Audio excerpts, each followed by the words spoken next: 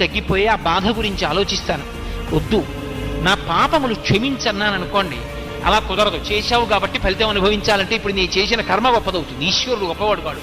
ఈశ్వరుడు ఏం చేస్తాడంటే భక్తితో జీవనం చేస్తున్న వాడి యొక్క కర్మ ఫలితాన్ని తగ్గిస్తాడు.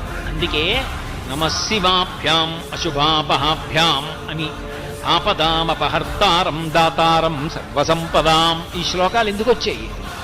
ఇప్పుడు నేను భక్తితో ఉన్నాను. గత జన్మలలో చేసిన పాపానికి ఫలితం ఇవ్వవలసిన సమయం ఆసన్నమైంది. నేను గుండెలు బాదుకుని ఏడవలసినటువంటి పరిస్థితిని ఈశ్వరుడు కల్పించాడు. వీడిప్పుడు మారాడు, నన్ను నమ్మాడు, నీ చెప్పినట్టు బ్రతుకుతున్నాడు.